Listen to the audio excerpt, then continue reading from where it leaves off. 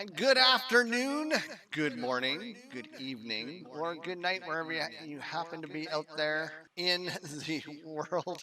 Still working on a couple little bugs for the radio. I am Beck Altarr. This is the Beck Altarr live show where we're going to talk Ashes of Creation. Still working on developing the show. My plans for the future are to do what we're going to do today, which is review a couple of forum topics.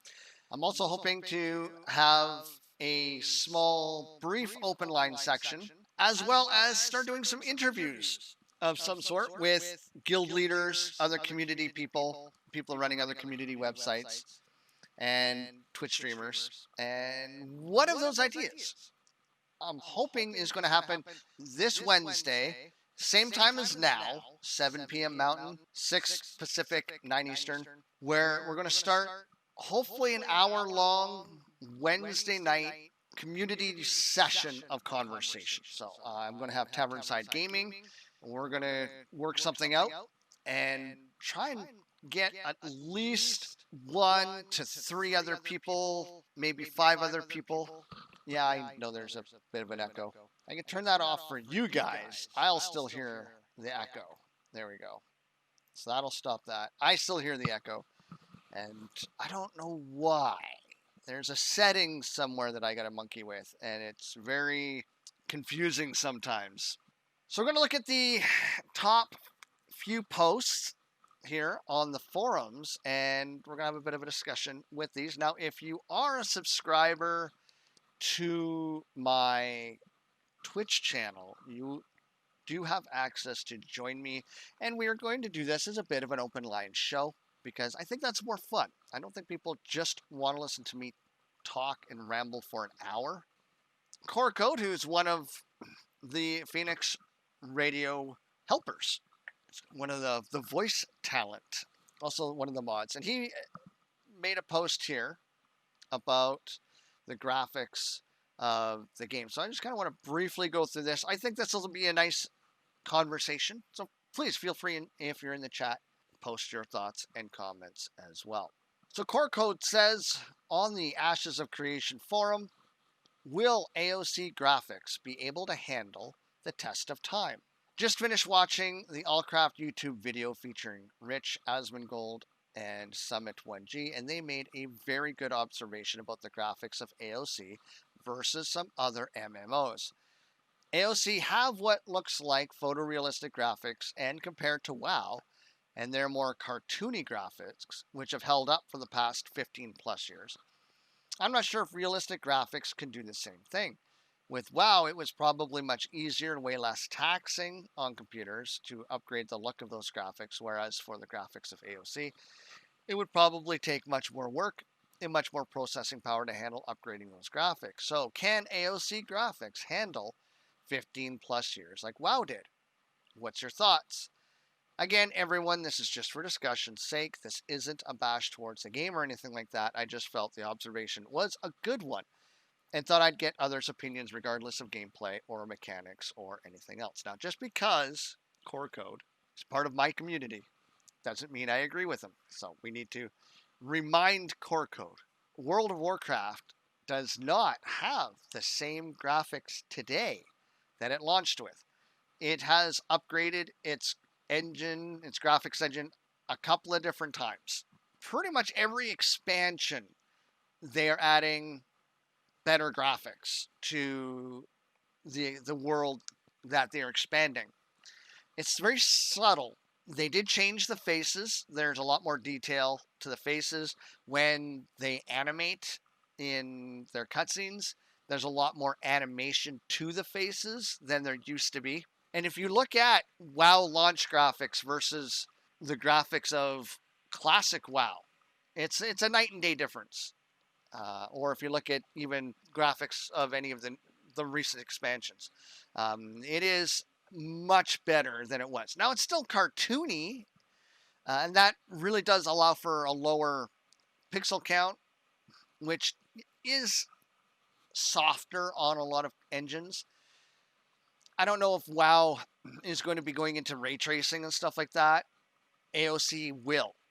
And so I think when you get into graphics like ray tracing and you're kind of getting that kind of fidelity, you're going to need decent graphics. Even Minecraft, which is it allows for ray tracing. Even their graphics have improved somewhat from the launch. It still looks relatively the same, but the finer detail, I guess, has been sharpened a little bit.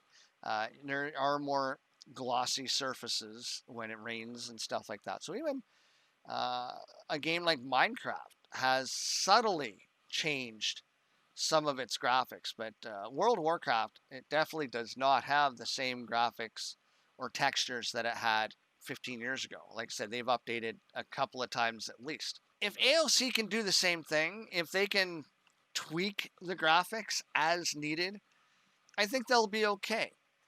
I mean, we're already at 4K, and the game's going to run in 4K, apparently. And it looks fantastic. And the human eye really can't register much better than 4K. It doesn't much register higher than 60 hertz. And we have monitors that are 144 hertz. And really, that's just kind of allows you to see that person ducking around a corner at the end of a hallway. It doesn't actually improve the graphics that you can see, because the human eye can't. We don't see, like I said, we don't really see 60 frames a second. If you look at a lot of fluorescent lights and stuff like that, they actually blink at 60 frames a second, right? And we can't see that blink. If it's starting to wear out and it starts pulsating a little slower, we can see that. And that's where you see like that little fluorescent band, right? A little shadow in that fluorescent tube. They'll kind of go back and forth a little bit, or you might see a couple of different shadows. And that is basically the lights now blinking under 60 frames or 60 times a second. That's the cycle. As far as the graphics go, I don't know if they can make them much better. The only thing they could really do is just add more detail, and you would only really need more detail if you were going into like a virtual reality kind of setting. I think just to kind of play looking at a monitor, most people are probably 24 to 27 inch. The game, I think, is going to be fine. I don't think the graphics are going to really degrade really at all if they're already pumping out almost 4K. The one benefit of like World of Warcraft is it does give that impression, right, that the graphics have lasted the test of time versus, playing a Call of Duty. Yeah, that's one of the comments that's further down in here about how you can play a Call of Duty 1 game and the graphics are not as sharp, maybe a little grainy, but you're only playing the game for a few hours. Whereas with an MMO, you're going to play the game for hours, days, months of playtime. And so, yes, there does need to be a level of graphical fidelity that is going to keep you immersed in the game, isn't going to tire out your eyes. And that is, I think, a risk with photorealistic, is your eyes are registering all of that detail. And that is work for your brain. And you are looking at a TV. So you do have that. So this post has some really good points, and 15 years plus, we will be inside a simulation, says Razdor. Or realize we are already in one. I guess it depends on who you read or what YouTube videos you watch. Yeah, there's some very good arguments have been made that we are already inside the Matrix. But yeah, I think they mentioned they would be able to upgrade UE 4 to the next gen UE, and I think that's Unreal Engine. And I think Unreal Engine 5 is already out now. Right now, they're probably just worried about getting the game ready for launch and not that far into the future. Also, this is all assuming this game will still be relevant when that time comes. They could release a different game altogether by then. I know they have other games they're working on right now that are not going to be announced until AOC is announced. Yeah, I think there's other game ideas. I don't think they're actively working on another game. We know that Apocalypse is going to come back as Arena within the game. So you can play that within the world of Ashes of Creation. But we'll have to see. Captain Superflash, any idea if there will be a dark elf type race or any race that would go well with the necromancer themselves? Thanks. As far as I know, there's the 5 races, because I'm using proper English. There's the Tulnar, which are in the underworld. So I guess, they're being potentially lizard looking or feral looking, who knows, and how elvish or elven could you make your character? Because remember, the Tulnar are an amalgamation of the 4 other races and some of the other minor races. Now, humans, orcs, dwarves, and elves have 2 cultures each. And I don't know that much about the elven ones yet. I'm still learning as I go through.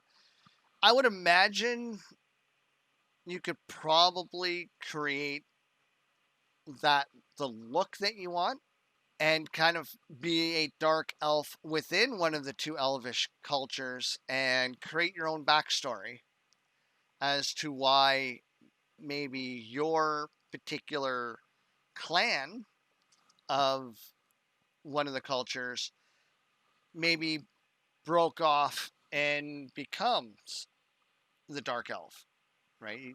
There's always room to create your own lore.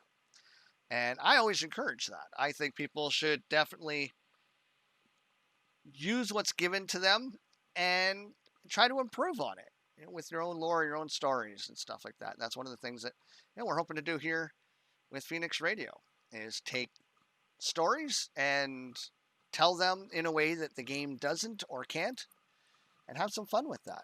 So yeah, when it comes to upgrading the graphics, I don't know how hard or difficult that's going to be, simply because they're already looking at running at 4K or very close to it. They have ray tracing, so they're already incorporating all the latest graphical technology. So unless something else comes out in the next 15 years that isn't augmented reality or virtual reality or immersive reality, and immersive reality is like virtual reality is you have the goggles, you have a couple of controllers.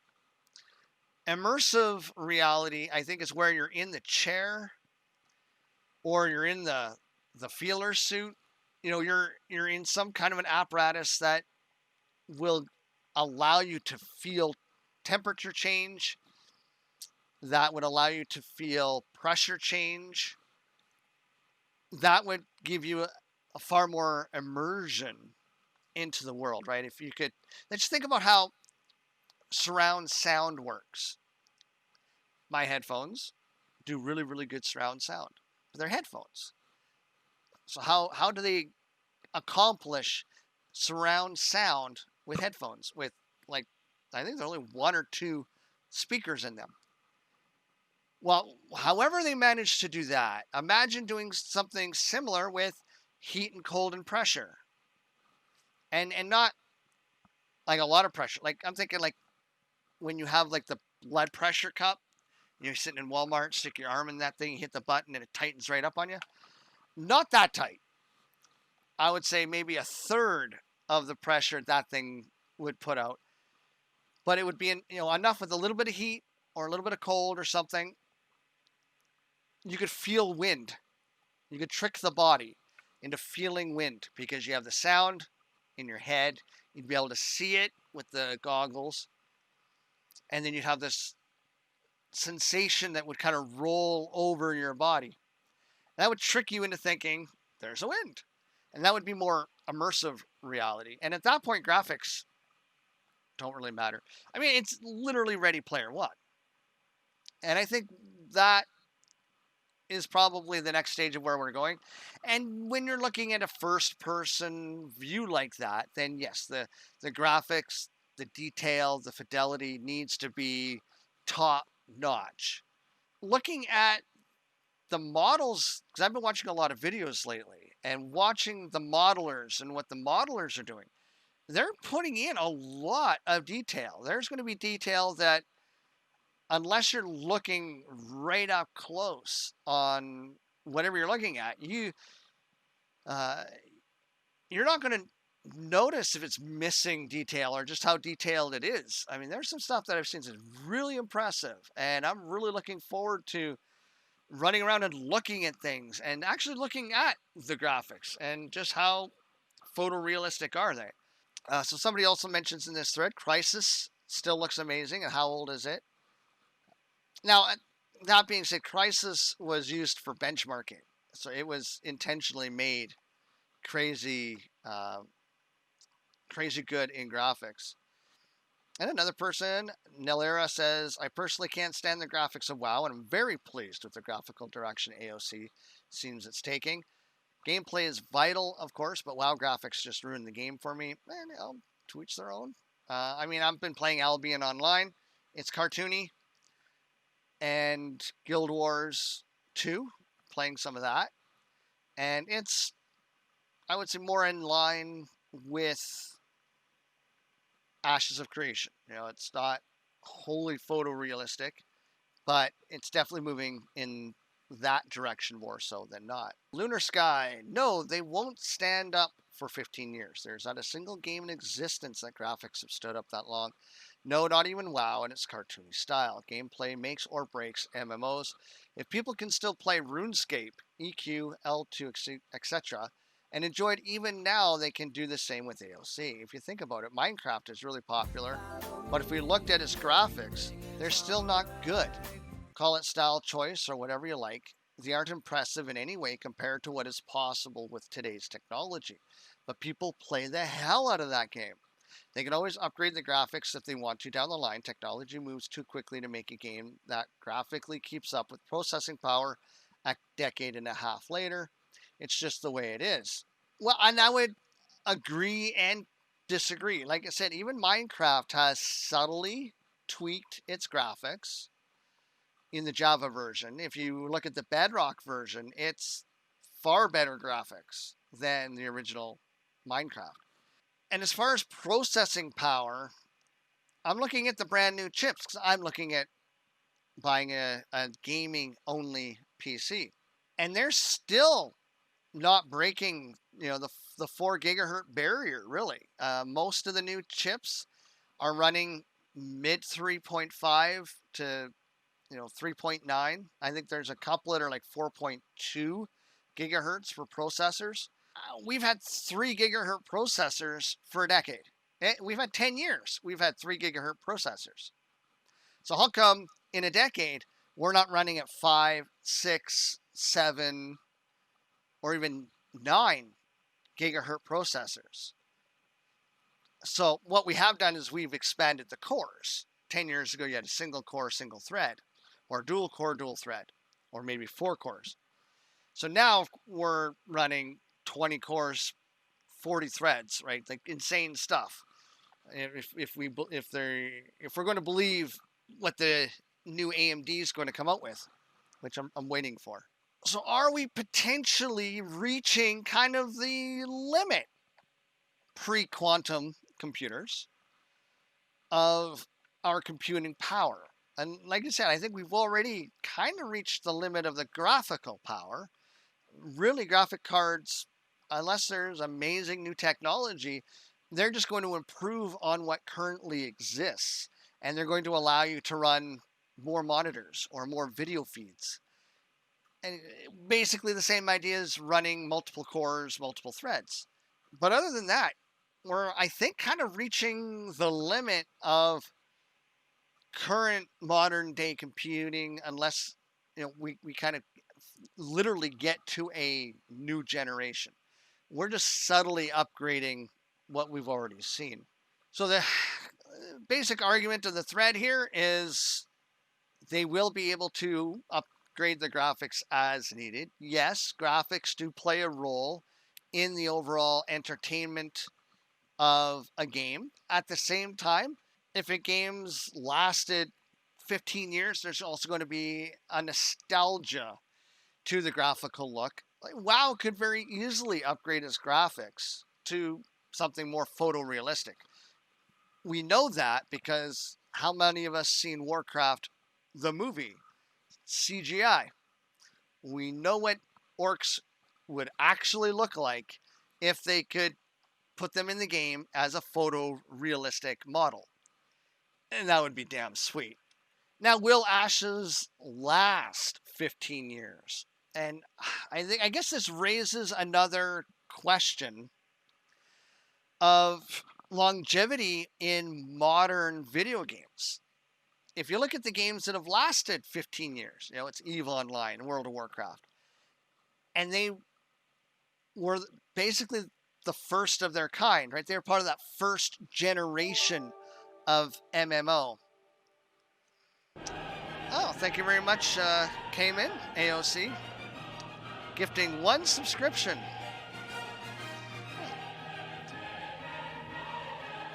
I got my music to play. So thank you very much. And Tavernside Gaming's here. And Cayman AOC's gifting another one. The first gift in the sub. Well, thank you very much. And so Sigurd got that one, so I'll have to add you to that. So yeah, so when we look at MMOs and longevity of games, the games that really have a lot of staying power were those first generation, the first of their type. Even EverQuest still has people. And so there are those classic ones. And then you look at most of the MMOs that have come out in the last 5 or 10 years.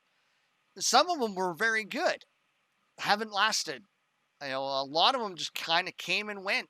They had less than 5 years. Part of that, I think, is we've also ran through a very lazy period of development where too many suits got involved in video game creation. Yeah, WildStar, exactly. And I enjoyed that game. I actually enjoyed that one. And it looked good. It was kind of a mix between that cartoony meets kind of a photorealism. And again, I think too many suits got involved. And gamers have gotten finicky.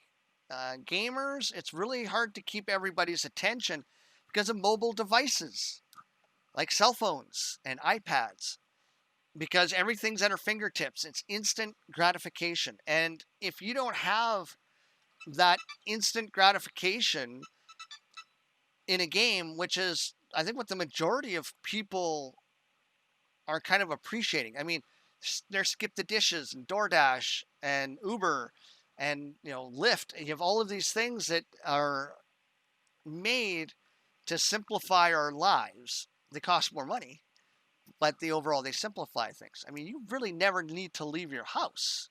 I have an AOC meme about the suits running MMOs. Nice. You can't defeat me. No, I know. But he can.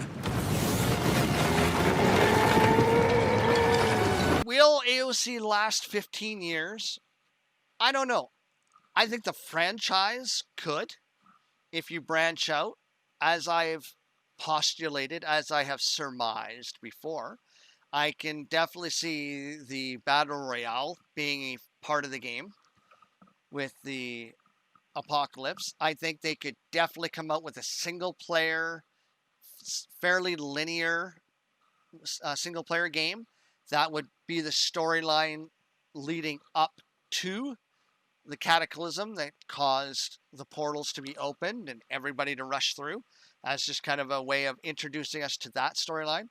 I'm probably 30-40% in developing a collectible card game concept based on Ashes of Creation, because I just like to do that. I played Magic the Gathering forever, and then I got into some other CCGs. From there, I've kind of made my own. So if Ashes of Creation kind of branches out into those other properties, you could do a board game. You could do books. I mean, definitely do books. I mean, I'm going to be doing radio dramas. You can always do books. Go off on tangents. Welcome to the show.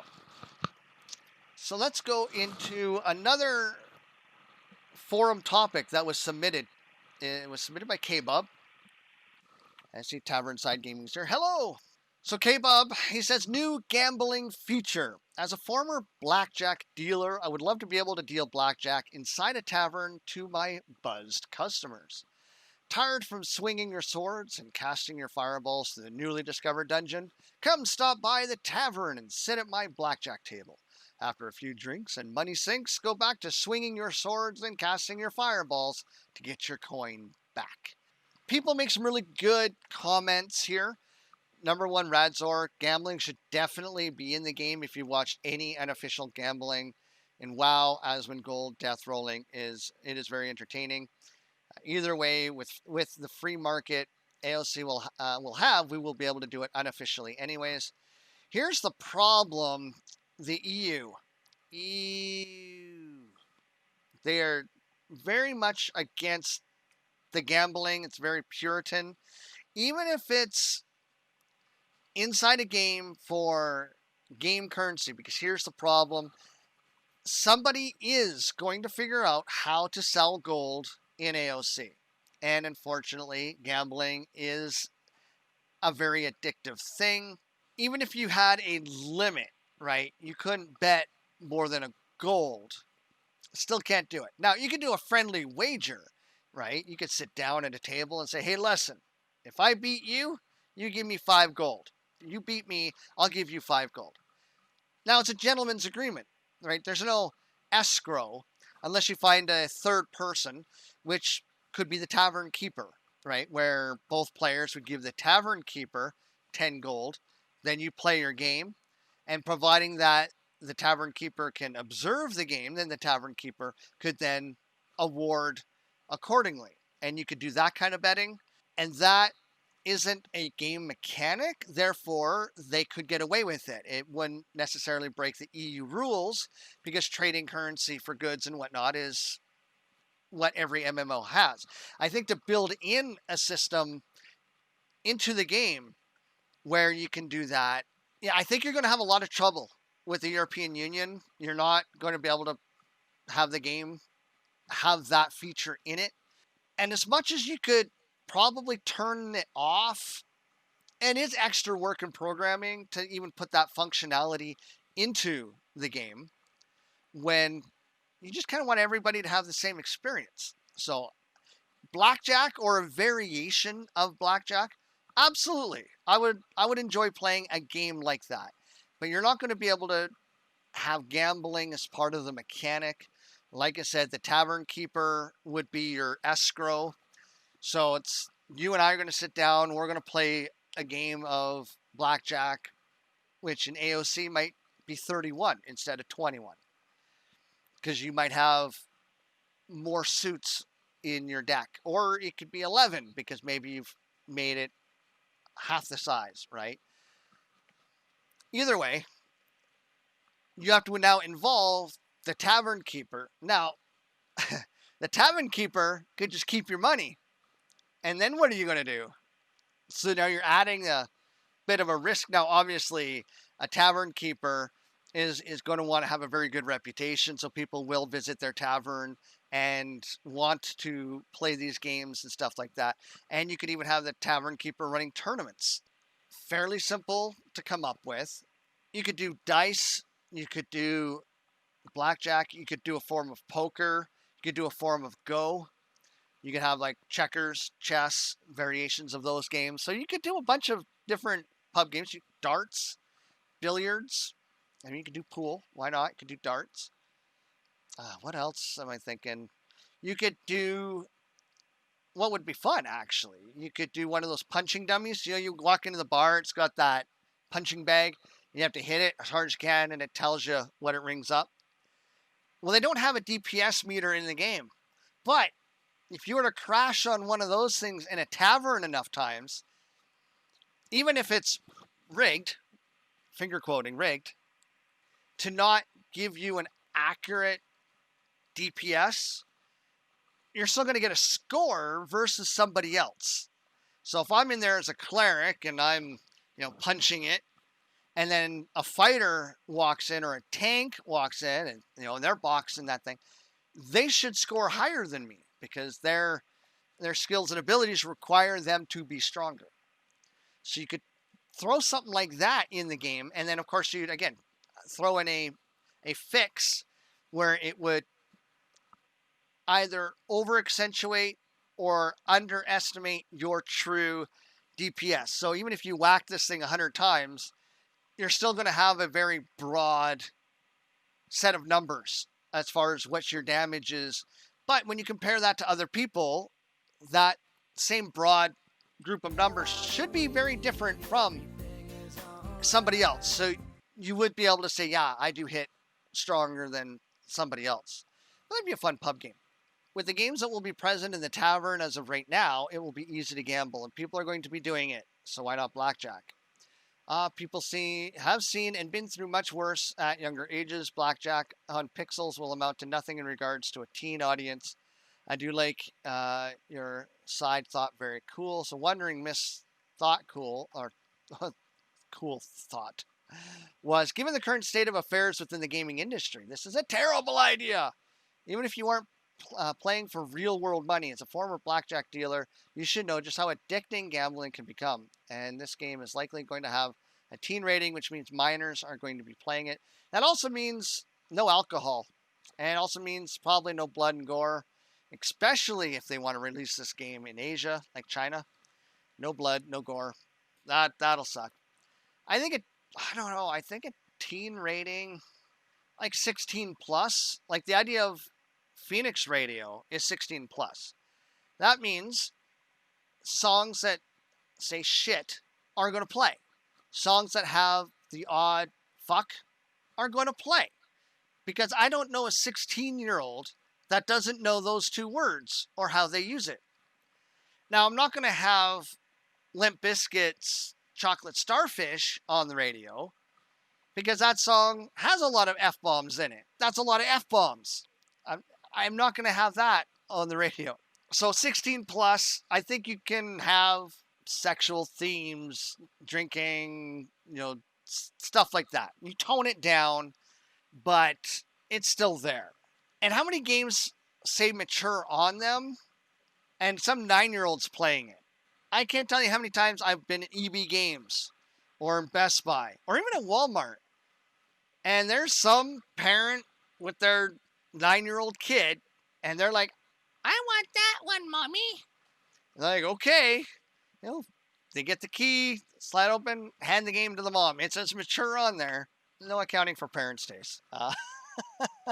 What kind of tavern games would you guys like to see in the game? I mean, what are some of the tavern games that you think of? I'm trying to think back to Fable. Fable 2 had some really good games. Yeah, there's a lot of good stuff. Another guy here says, I would love some sort of twist on a card game that is specific to AOC. It can be a simple card game like a spin-off Blackjack, or more complicated card game. I love the idea of people in the world being known as the dealers, though. Although it'd be cool to collect unique cards or even just cosmetics for cards, the higher rank you got for the more you played. I always enjoyed the game within the game idea, just like Gwent in The Witcher. Dom Jot. Mount racing, yes. Yeah, mount racing would be fun too. Have a little obstacle course. I imagine there's going to be parkour courses, so why not something for mounts? They could even have like a flying mount course. That'd be good. Not going to get a lot of use out of it, in particular with some of the new legislation that is starting to emerge in places like the EU, explicitly including gambling, could end up being a bad idea. From Ari Leloni. Yeah, I could be wrong, but I was under the assumption that due to recent rulings in the EU, you can't have gambling of this nature in an MMO if you want to operate in the EU. And it doesn't edit, and apparently many countries outside the EU have even stricter gambling restrictions, so I'm not going to assume such a request is possible, or is impossible. Like I said, somebody's going to figure out how to get around gambling. Regardless of the system, somebody out there will figure out a workaround. Like I said, you have a tavern keeper. I will probably have a bar in my freehold. I will have a bar, a tavern, my hope. And if I can watch the game so that I can be sure who actually won, yeah, two people give me their money. I watch, whoever wins, I give the winner the pot, minus a small holding fee for the tavern, of course, because I have to watch your game. So I have to use my time. So there'd be maybe a 10% holding fee for the tavern. Maybe 20%. We'll see. Samson apparently wrote, aren't you gambling when it comes to pretty much everything you do in life? For example, when you decide to get into your car to drive somewhere with the possibility of crashing/dying. When you pay for a movie in hopes that it will be good. When you try a new food at a restaurant for the first time. The whole argument about gambling shouldn't be in the game because people can get addicted, or people will spend more time gambling than actually playing the game. So what? It's a cool aspect to have in-game fantasy games like this. Just because some people have poor self-control doesn't mean the whole idea needs to be scrapped for everyone else. Well, and to extend on that, we're all paying $15 a month to play this game when it comes out. How I spend my time in that game is up to me, right? Like, it's the game developer has given me a lot of things to do in the game. And I can choose what I want to do within the game, within the systems that they produce. People are going to run around getting corruption. It's just going to happen. We've seen posts about that. That's what they want to do. That's how they want to spend their $15 a month. Okay. Now, if you grief on me too much, yeah, the game potentially could lose $15 a month because I don't want to do that. That's why I do think the corruption system's good, but I also think it has its problems. Sigard, the real question is, will AOC have chilled tube grubs? Well, that depends if you come in from the cold or not, Sigard, and if the ladies are interested in a bull gerbil sitting on an ice cube. There's a dev discussion for Quest Breadcrumbs.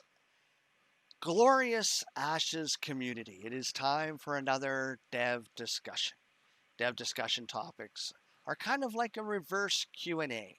Rather than you asking us questions about Ashes of Creation, we want to ask you what your thoughts are. Our design team has compiled a list of burning questions we'd love to get your feedback on regarding gameplay, your past MMO experiences, and more. Join in on the dev discussion and share what makes gaming special to you. Dev discussion number 21, Quest Breadcrumbs. Crumbs. See, it's that echo in my ear. Throws me off. What is your opinion on Quest Breadcrumbs? Target locations highlighted, quest givers with icons above their heads, etc.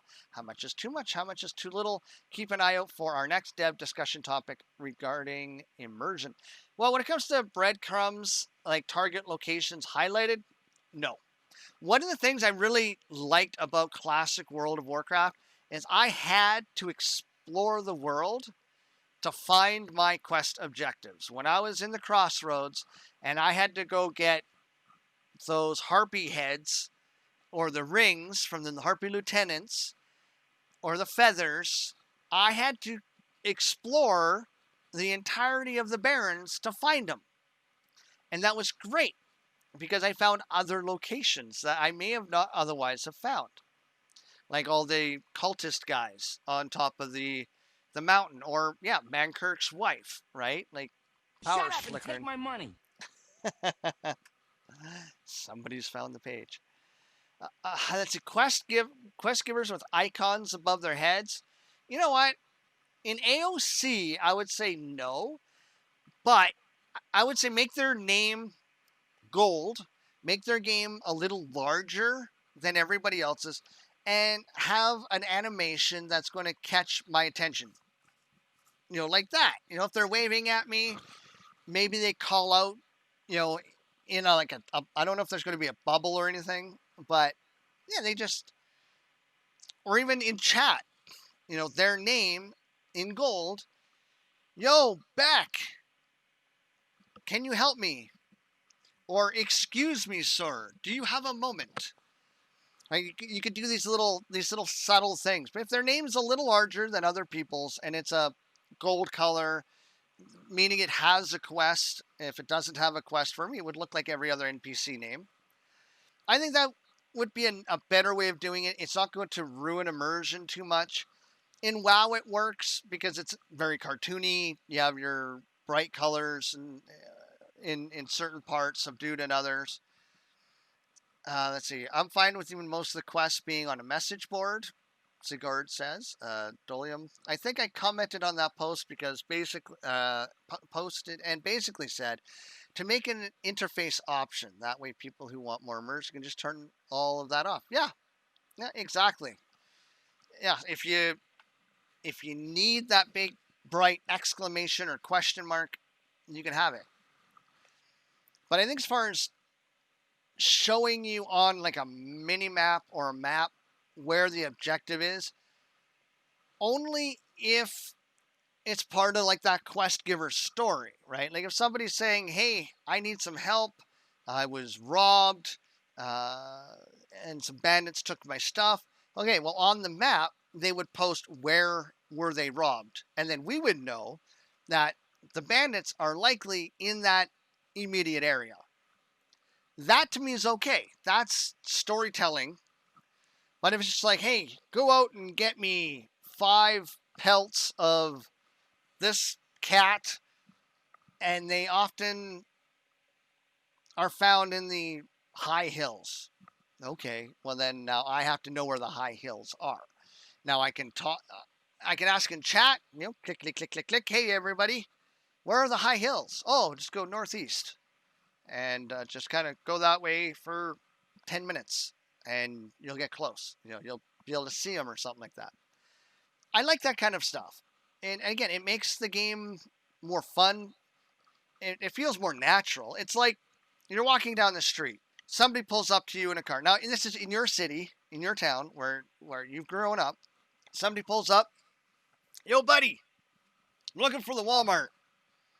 My phone's dead, so I can't use the Google Maps. How do I get to Walmart from here? You tell them the instructions, right? Go down this street at the stop sign, hang a left, go down to the third light, take a right, and go down there for a mile. You can't miss it. That kind of instruction, I think, would work very well in the game as far as being immersion. And if people can't follow simple instructions like that, maybe this isn't the kind of game for you.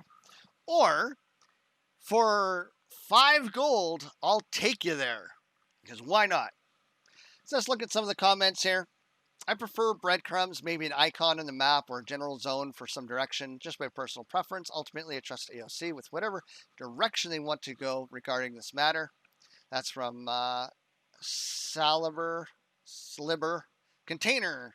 Personally, as a new player to MMOs, knowing where the person is and who it is helps. However, when I start a quest, I don't want help in finding the location/person. To continue the quest, like after I talk to a person, I don't want help indications that tell me who player B is or where on a map. I want to find it myself. Now, if you're close, kind of like Red Dead Online, if you're close, your mini-map kind of gets like a fog, right? Like a gold fog. And I think that would be okay too. If you're close, you get some sort like a fog. And then when you're in the fog, then the fog would clear. But at least that the fog would kind of tell you on your mini-map, if you have one, where you are, or on the map itself. Again, when you get close and you hit your map to kind of figure out where you're at, maybe it would have a kind of a glowy bit. And the closer you got, the more that glowy bit would brighten until obviously you're within it, and then it would go away. So you can do something like that. And I think that for a lot of people would probably work quite well. You still have to fumble around and search for where you're going. But again, if there are directions, if there are people in the community that are going to help you, then I think it could be pretty good. Aries says, I think anymore. I think they mean, I think anyone. I'm going to guess English isn't the first language for some of these folks. I think anymore, quest icons are almost a must. If you don't want half the player base to rebel, I would definitely be okay with the icon being significantly smaller and less intrusive than most modern MMOs use. Something that lets you know a quest is available, but isn't a gigantic question mark above an NPC. And that's why I'm thinking, make their name a little bigger and gold, because that'll stand out. Gold with a black border. That way, if they're standing against something gold, you'd still be able to see it. For other breadcrumbs, depends on the quest. I'm a big proponent of actually reading quests, even the Kill 10 Rats quest, at least one time. If a quest description gives you enough information that you would never really need a location highlighted, I'm all for leaving them out. Some other types of quests, it is nice to have a highlighted area though. It certainly makes a quest easier. Could definitely see something like the highlighting be available or not, depending on how difficult the quest is supposed to be. Anything like an epic quest, think old school EverQuest 1.0 epic weapons, minimal breadcrumbs would be given. An initial icon for the starting NPC and maybe a few highlighted locations throughout the quest. Other than that, it should rely almost entirely on reading the quest text and figuring things out. Eventually, the quest will be figured out and guides will be available online. There's going to be guides available thanks to beta. But that still gives people the option to do the quest without having their hand held the entire way. And I think in the beta, we were watching a video last night, and I think the alphas and betas are happening in the northeastern part of the map. So even in beta, we will not get access to the entire world, which I think is brilliant, because there's going to be a lot of people that are wanting to plan where they go, and they're going to want to explore. Having it limited to just that one part of the world, I think it's really going to mean a lot of people in the alpha and beta are likely not to go to that area, because they're going to assume that so many other people have already explored that area and picked out their spots for whatever they want. And I wouldn't be surprised if the nodes that are available are going to change at launch. So what was a scientific node in beta might be a militaristic node in the game. Or where there's a guild castle isn't where it's going to be at launch, right? There's just going to be one put here just for us to play. I can see that kind of stuff happening. Neurotoxin says a journal indicator. If there's something about a character or object that is relevant to my journal or whatever represents my collection of quests, important info, etc., it would be nice for there to be a prompt. It doesn't even have to be over their head. Maybe there's a circle icon on the UI with a book, and it glows and gains a backlight as the player approaches potential interactions of interest. Whatever it is, it has to all be stashed server side. So there's nothing players can data mine to determine patterns, trends, or anything else that will help them blaze through what should be kind of nebulous discovery-based quests. Yeah, at the moment they are using islands specifically created for the alphas. Yeah, and like I say, in the betas, it's going to be the northwest part of the map. I think it was the part that looks like Utah. Definitely get in on this thread if you're not there already, and add your thoughts and comments. And this has been episode 2 of the Beck Altarr live show. Still a show in development. Again, what I'm hoping to do is do some interviews at some point. I want to interview guild leaders, kind of let them talk about their guild for recruiting and whatever. Want to talk to other community contributors. So perhaps one show will have Tavernside Gaming. I think that'd be great. Hopefully that will get the attention of developers and whatnot, and that'll open up some doors to actually have interviews with those folks as well. As always, feel free to submit topics of conversation. If you are a subscriber and you're on our Discord, I will grant you the subscriber status, and then you can even join in the channel and participate in these conversations. I do want them to be somewhat open line. I'm not sure if I'm going to add in too much of the radio drama lore that I'm working on yet, but I probably will start playing some of those when we get them made. And if you are interested in voicing characters, by all means let me know, because I got the first draft of our first script ready to go. It's 3 scenes of Act 1. And then there's going to be 3 acts, which will make kind of that series, I guess. And eventually I'm going to start hosting in-character radio shows like I'm a radio announcer. They're not DJs anymore. And basically what it's going to be is me figuring out the radio in Sanctus, because I have some lore behind how that happens and how you can have a radio in Sanctus and how that is going to work in Vera as well. In Vera, of course, you have magic, so it can make it even easier. So I actually have to do some science. And it's science fiction science to a degree as far as how the radio works. And part of that will be part of the first episode that I'm writing. We'll kind of figure out some of the mechanics accidentally as far as that goes. So I am sorry if this is not a fully engaging or interesting show yet. I'm still working out some of the bugs and kinks in the software. Like you guys heard earlier, there was an echo. I hear that echo the entire time. But I do hope that this is opening up another avenue of community engagement. There are Twitch streams, there are websites and things like that. Having an online radio that is playing music 24/7 and having some interaction, it is a different kind of format, and you can listen to it anywhere. And eventually I'm hoping to have a newsroom where when the game goes live, that newsroom will be putting together stories about things that are happening on different servers. How we get that information, I don't know yet, because obviously we're going to have to be able to verify. But that will also become part of my show, or if somebody else wants to host a show. Now, most of them are going to be pre-recorded. My show eventually will have pre-recorded bits.